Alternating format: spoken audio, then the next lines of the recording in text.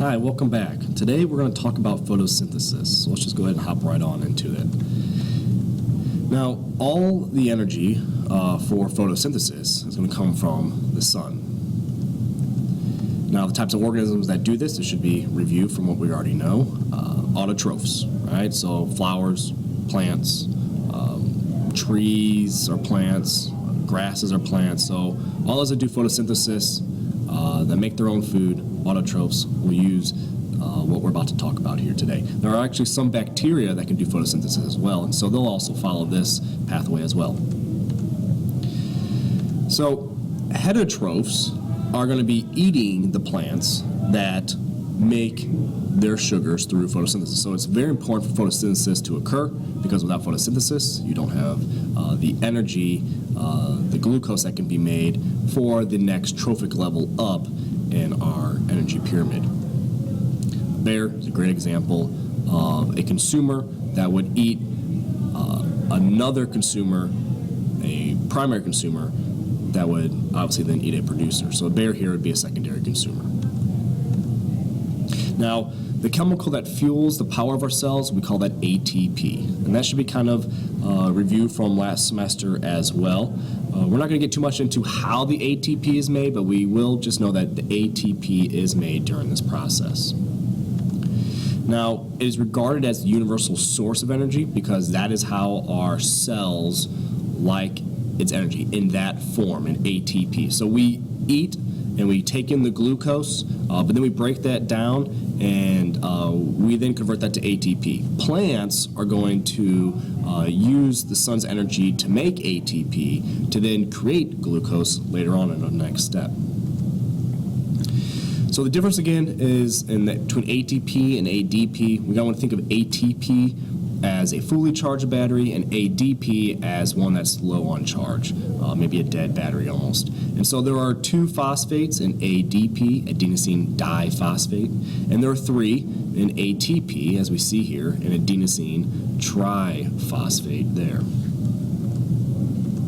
Now, energy is released from breaking bonds. In this case, when we break glucose's bonds, we'll be releasing energy.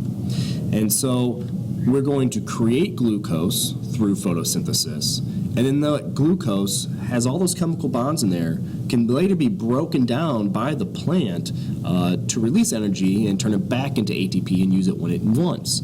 So why would it go from using ATP to make glucose to make ATP? I'll show you. First of all, let's talk about what it's used for. And that's one, cell movement. And you think, well, plants don't move. No, I'm talking about inside of the cell. There's organelles that are moved along what's called these microtubules that we learned about last semester by these motor proteins. And so that requires energy. Also, active transport. We learned about active transport with our cell membrane model kit that we did.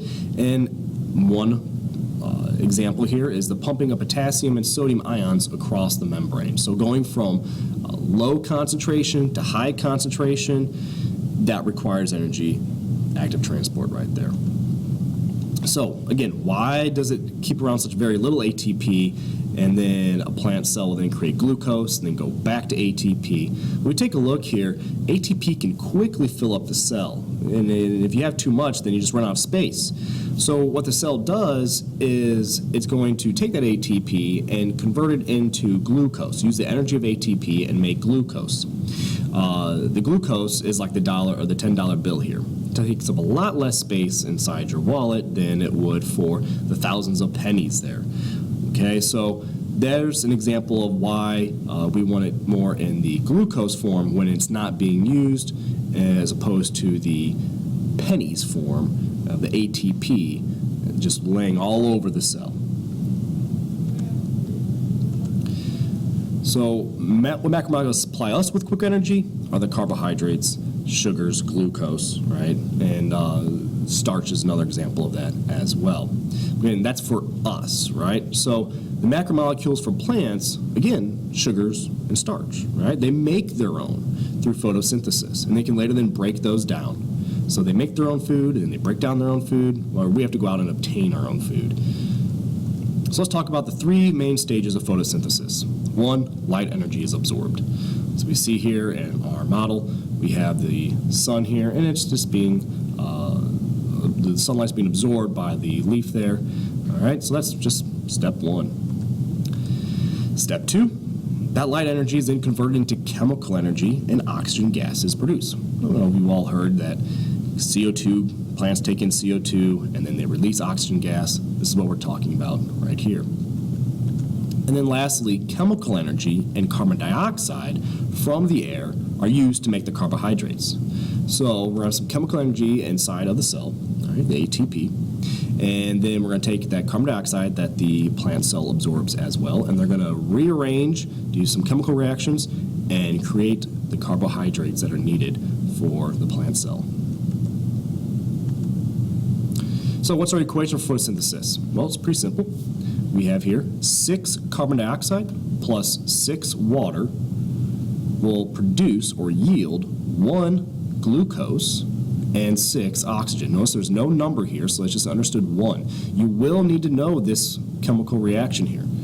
All right, 6 carbon dioxide plus 6 water yields 1 glucose plus 6 oxygen. Now, a lot of times we'll see light kind of be put right here in the middle on top above this arrow here, or sometimes you'll see it at the beginning as well. Either way, we know that light is added to this reaction for this all to occur. So what does all this absorption of this light? Well, that's the chlorophyll, all right? So leaves have this green color. Now they're green because they're absorbing all of the colors of the rainbow except green. And they're bouncing it back into your eye, and that's why you see green. So white light that's coming from the sun, contains all the different colors of that we see like in a rainbow. But again, the plant will absorb all those colors except for green, and it bounces back to your eye there. And that's just the main pigment. Chlorophyll is the main pigment. There are other pigments as well. So we have chlorophyll A and chlorophyll B. We have other types such as the carotene. Let's talk about chlorophyll here. One, we already said that it reflects green light, but it absorbs red and blue light specifically. And the carotene reflects yellow, but also absorbs green. So, if we take a look at this graph here, we can kind of see a breakdown where chlorophyll A, this is all absorption over here, it's absorbing blue, and over here, follow our line down, cross up, and it's absorbing into the orangish red there as well. And then the carotene here is absorbing that green. All right, so depending on the pigment that is found in the plant will depend on what wavelengths it absorbs.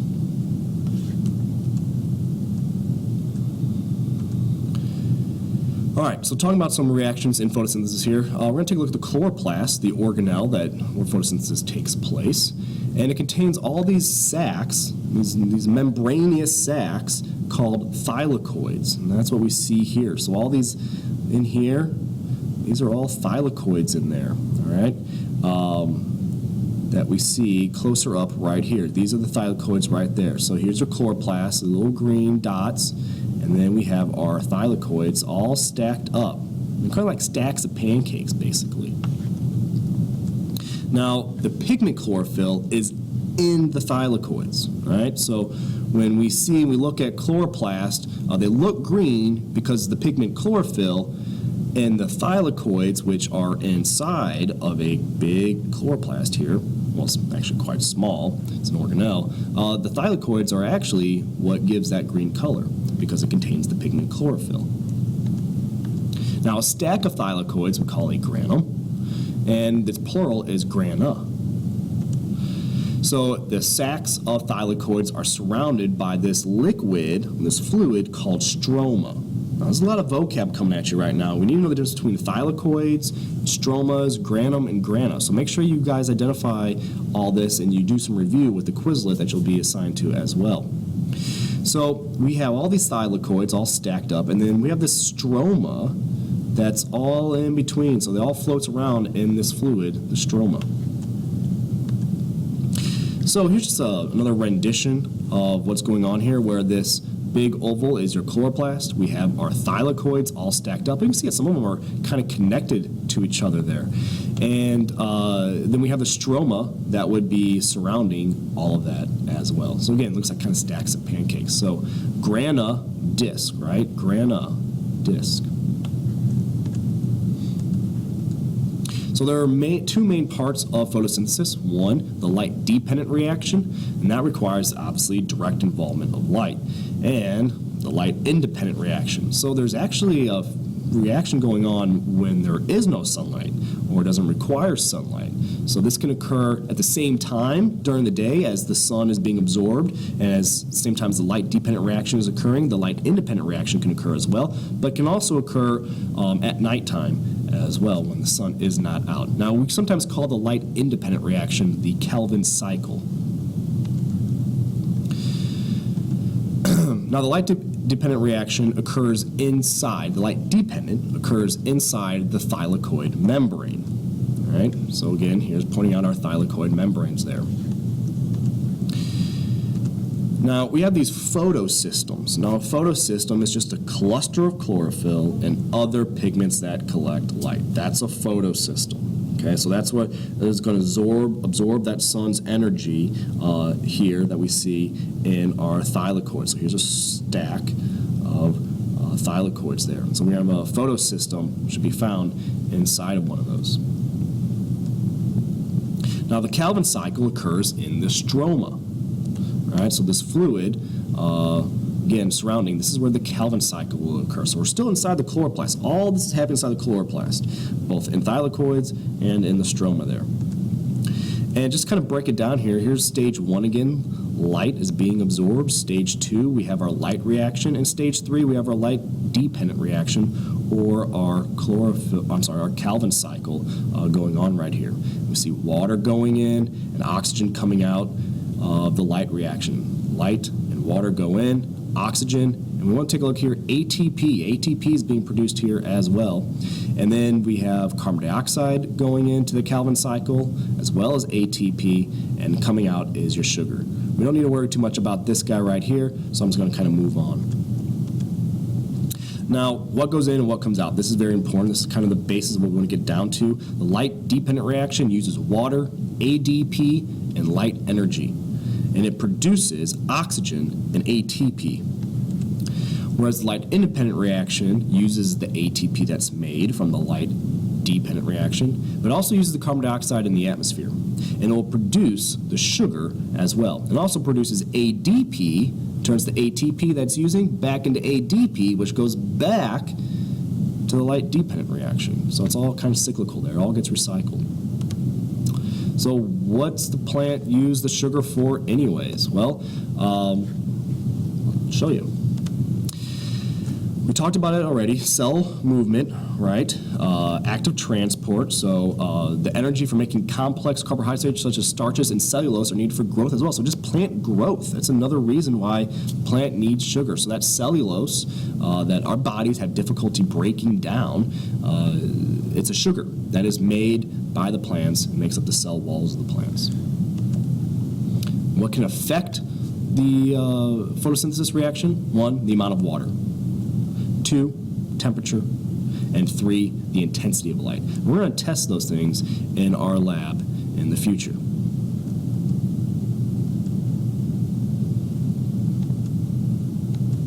All right, now, if you have any other questions, be sure to bring them to class. I'll answer them there, or hit me up on the email as well, and I'll see you guys later. Bye.